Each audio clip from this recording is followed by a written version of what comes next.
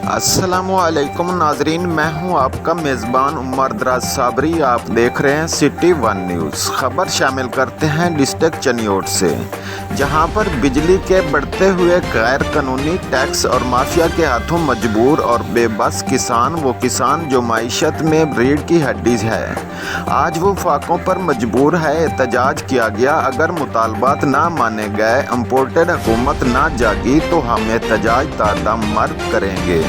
मर तो हम लोग पहले ही गए हैं, ये कहना था किसान बिरादरी और किसान तंजीम के अहदेदारान का।